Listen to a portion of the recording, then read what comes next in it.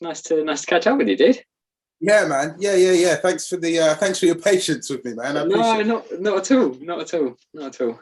How did he? How was the meeting?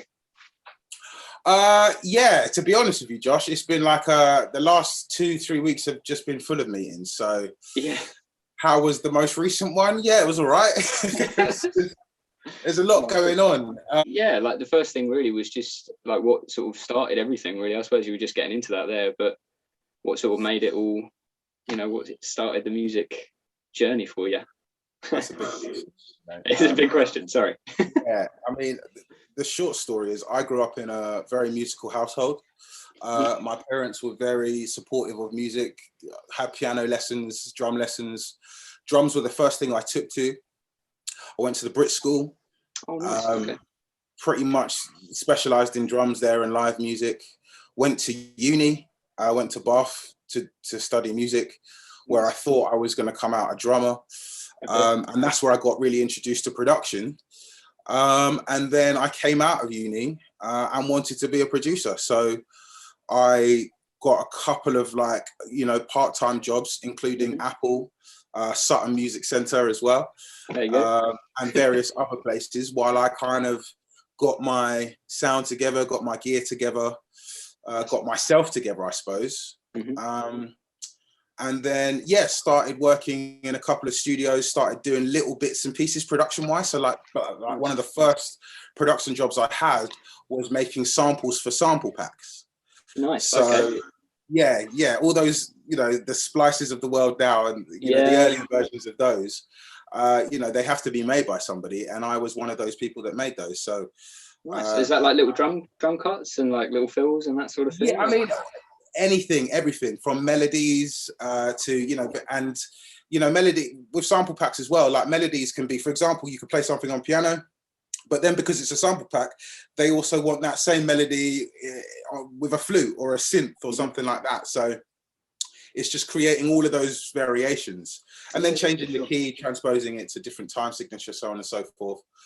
But yeah, sometimes drums, sometimes it depends really. Oftentimes I get a brief as to what they needed for each sample pack. So sometimes it was drums, sometimes it was whatever. And it was essentially really, really cheap labor, but I was doing production and I enjoyed doing it. So if you love it, man, that's it. If it opens the doors, that's what it was, man. I was just really happy to do that, Okay. So then I kind of, ventured a little bit further into the studio work. Was fortunate enough to work with a gentleman called Benny D, who ran a studio, also associated with Metropolis, but ran a studio called Power Studios, who did like Plan B, Robbie Williams, Lona Faith, like really big names, like household British names. And so I got to work under him, basically. I was his assistant producer.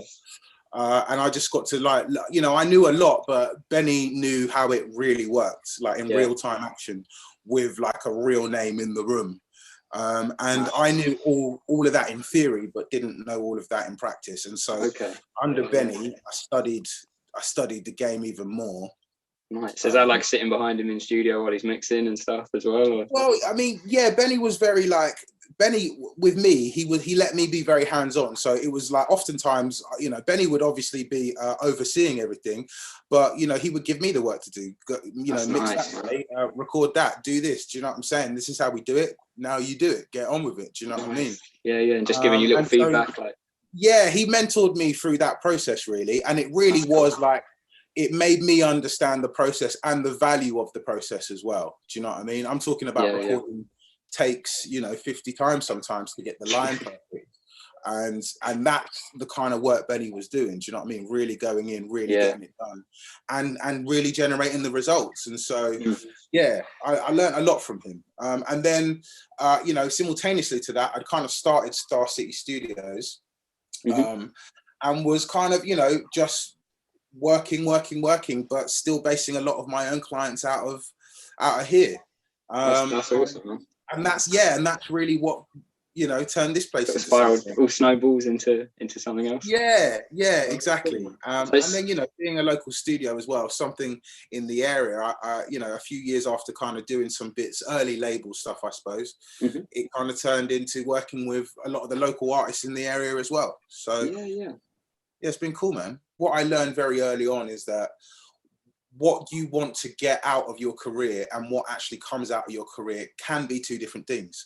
And sometimes it's about being flexible and adaptable. And at that point in time, it was like, I can either sit around and wait for my, you know, major label to come and sign me, or I can make some money. And I'll be very honest and very practical about it. It was like, if I'm going to have to go get a job right now, because I'm not necessarily qualified, you know, I had a degree in music.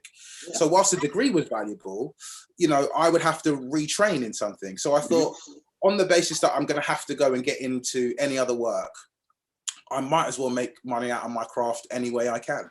Yeah. Do you know what I mean? And that's kind of been an initial stance that I had, I suppose. Artists that I've worked with. Okay, so, and this is as of his most recent album. Getz is one of my favorite artists and always has been. And I worked with him years and years ago. And that's crazy. And I've always rated him on his work rate. Do you know what I'm saying? And that's just something that I think his most recent album is a you know, a testament to, really. And I suppose on the complete flip side of that, Izzy Bizzy. She was an absolute gem and a good friend and a star to work with. Like, our experience when we recorded her Cool Beans EP, it was just like a summer of good times, good vibes. You get that vibe, man. I was actually just listening to a few of them before we came on this morning. Her voice is crazy nice, man. It's a really... She's a superstar. Do you know what I mean? Izzy's really talented. And you know, that whole experience was really, I mean, it really elevated my career, because obviously Izzy has gone on to do amazing things. But it was just genuinely really fun to do, and it was completely unexpected. I actually got that gig from a friend.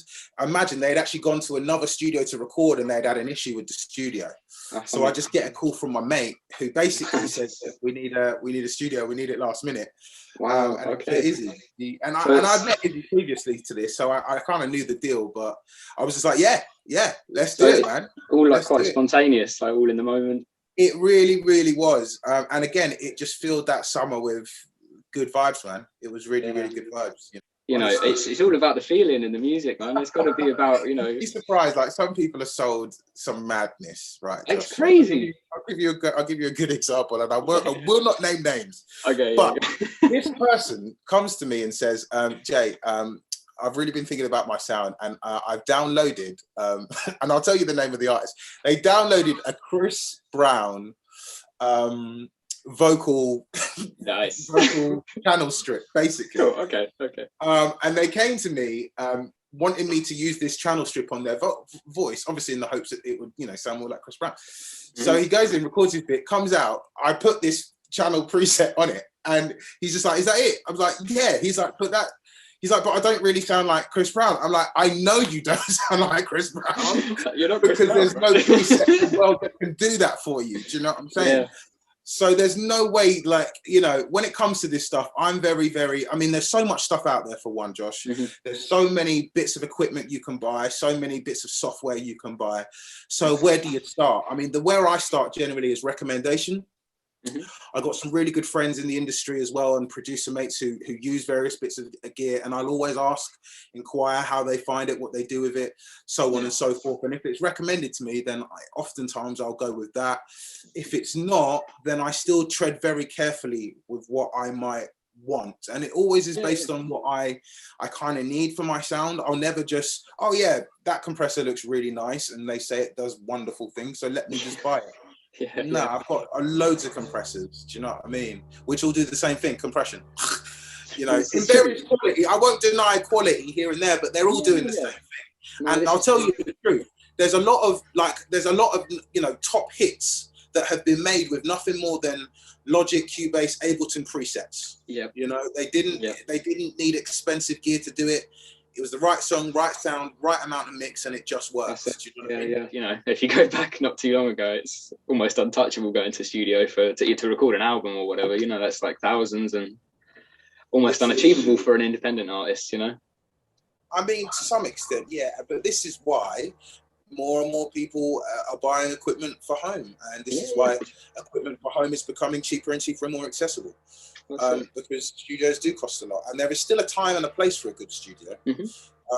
You know, even some of the best artists I work with who create everything at home. they're even able to record at home, they will still come to me for that.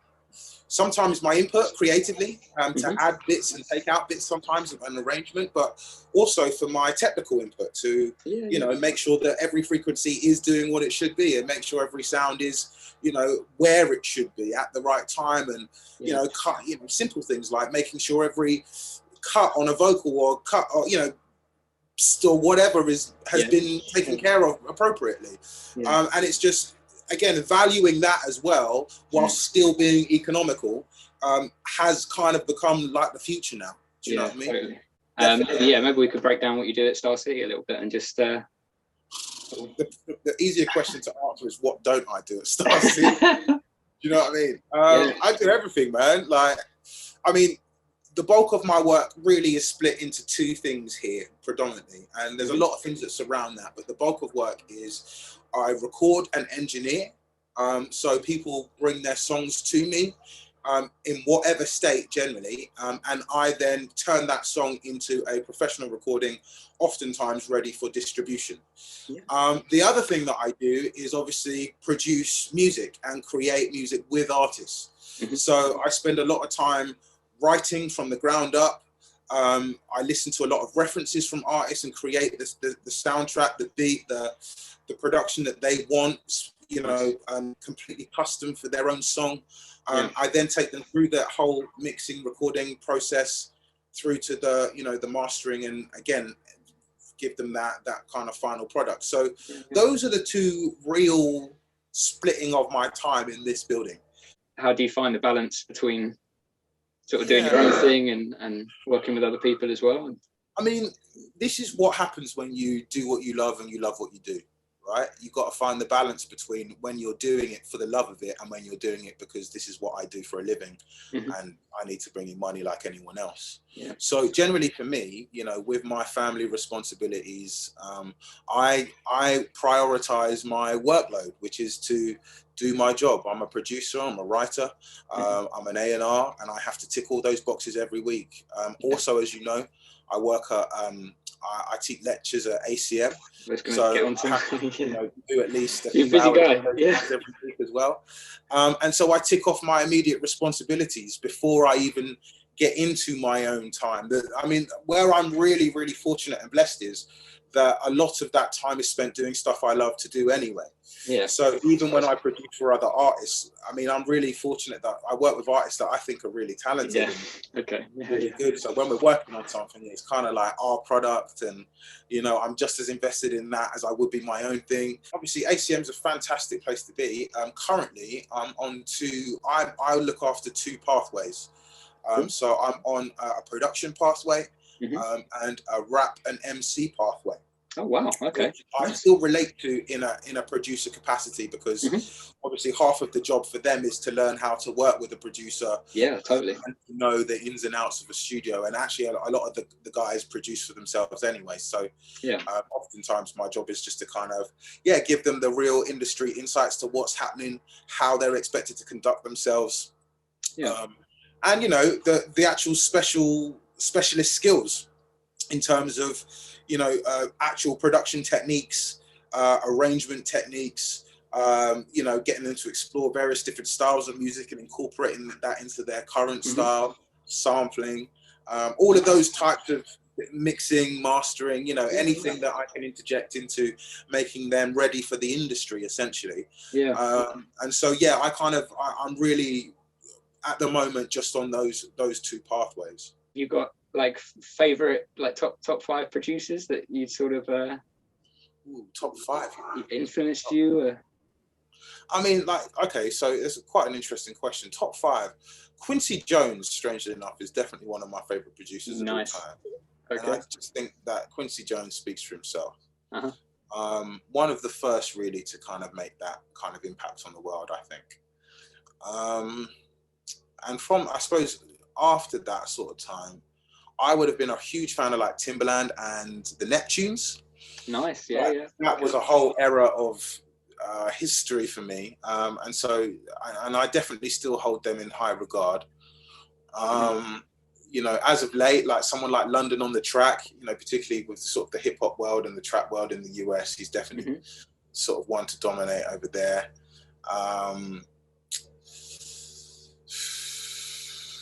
was thinking of someone, Mark Ronson. Really like Mark Ronson's stuff. Okay. Yeah, yeah. You know, really, really successful producer as well, obviously. You know, Anderson .Paak as well, who obviously self-produces a lot of his bits. He's killer, man. He is. Yeah, killer. You know, it's quite diverse, really. Yeah, Quincy Jones. Yeah, that's a surprising one for your top one now. I mean, yeah, he's well worthy, but yeah. A lot of artists now as well kind of produce their own sound. You know, John Bellion, for example, fantastic artist, producer, man. Do you know what I mean? And really inspirational to me as well. So, you know, the role has slightly changed since what it was to what it is now, I think. And that's why my answers are a little bit all over the place, perhaps. No, not at all. I hear a lot of 70s sounds going on at the moment, like a lot of like funk and disco kind of vibes coming in. That's what I mean. It's like, I love it. I think that's the beauty of it. You can always look back on music, you know. You'll always be able to look back on anything and kind of be influenced and use that. You know what I mean? Totally. And I think that's the beauty of it. And it often, you know, often speaks to the influences of the person making the song. You know, if I was to use anything from the 70s, generally speaking, it's because I've got a lot of influence from the 70s. Yeah. You know what I mean? Yeah. So, definitely, I got a lot of love for that sound, man. That old school. It's a great sound. The fact is that there's a lot that could be better about the music industry as a whole. Just about, I think the way certain demographics are represented incorrectly. I think the way certain demographics receive opportunity. I think some of the, you know, for example, some of the over-sexualization, some of the homophobia, some of the, you know, racism, some of the issues that surround the industry, you know, would be, but it would be a better industry if we didn't have them. But the problem with that is that that's people, that's not the music industry, that's just people. And so, yeah, when they're in the industry, they are detrimental to it. And they often, you know, don't push us forward in a good way. But that's what it is. And I think that's also the thing about it. It's like sometimes you get involved with something to better it. Do you know what I mean? And to change it from the inside. So that's also, you know, but just like I could say, the things that are wrong with it, there's so many things that are right with it, hence why I'm involved in it anyway. You know what I mean? But yeah, I won't keep you too much longer, man. I just have one last one. It's just whether or not you've got any new projects we can shout out for you on the anything we can. Well, I mean, yeah, there's a few things. I mean, there's something coming to Netflix real soon. So, amazing. I mean, I can't say too much about it, but I can say that it's part of. It's called the 107 Network. And I'll just say that involves two very famous football players that make up those numbers. Nice. Okay. Yeah, if you could imagine, if I make up 107, then you can imagine who we're talking about. Yeah. Anyways, so that's something hopefully to come. You know, I'm hoping by summer. There's been a lot of delays with this particular project, but hopefully by summer. And other than that, I've just put out my my own EP, strangely enough, something that I kind of threw together, you know, towards the end of what seems to be the end of a lockdown. Something that I think I leaned on a little bit, like for stability in this time where everything's quite repetitious and there's not a lot going on. Totally. And yeah, it was like a product where I pulled it out really. I wasn't expecting all of the songs to make it, but they all felt right. And yeah, so it was released on the 12th of March. There's still some stuff to follow, like a couple of videos to come out as well. But yeah, just been my own thing. And it's been really fun to do, you know, so yeah. I suppose in COVID it'd be that. Yeah, in COVID it's giving you sort of time to sort of do some of your own stuff, get it out. And I mean, I'll tell you this, right? I haven't actually done, like, I did an EP project years ago, and the last time I actually did a piece of work like this was 7 years ago. Wow. So that should give you some sort of indication to how busy I've kind of been. Yeah. Believe you me, it's not been out of choice that I haven't done it. But I found myself obviously with slightly more time on my hands. And I felt like that was the best place to put my energy, and it really has been. And that's, you know, I've listened to those tracks quite a bit just for my own sake. Do you know what I mean? I enjoy making. Totally. That's what it should be, man. That's what it should be. That's what it's all You've got about. to be your own biggest fan, right? Like, that's the truth of the matter. If you're not, who else will be? Maybe if you could just leave us with one top tip that you'd give to all the producers out there that are watching, wanting to do what you're doing. A bit of advice you got that stuck with you, that sort of thing. I've got so many bits of advice that to try and nail that down into But you're on the spot, man. I'm sorry. Well, you know, you've got to. I think as a producer, you've got to be adaptable, and you've got to understand that what your craft is to produce. A lot of producers I know, and this is not to say anyone necessarily is in this same boat, but a lot of producers I know tend to work in very small corners of the industry, and that they focus on one style of music. Mm-hmm. And there's nothing wrong with that if you find yourself either with early success, or if you just find yourself, you know, with a ton of artists who make that particular sound. Mm-hmm. But generally speaking, as a producer, you should be able to produce and recreate pretty much anything that you hear. Mm-hmm. So there's always value in the time spent just creating without needing the outcome of a fantastic song. You know what I mean? And if you give yourself space and room to do that, then you'll find that your creativity can go a lot further than just trying to create a song for your audience or your next hit or whatever. You know, totally. Always spend the time to actually be in music and not just, right, I got an hour to put a beat together and then I'm done. You know, you want to have time where you're just sitting in it and enjoying the process. Completely. And I think that means that whenever success comes, it kind of becomes irrelevant because you're always enjoying yourself, and that's what it should be first and foremost. Otherwise, why do you want to do it? 100%. No, I think that's a really good thing to end on, man.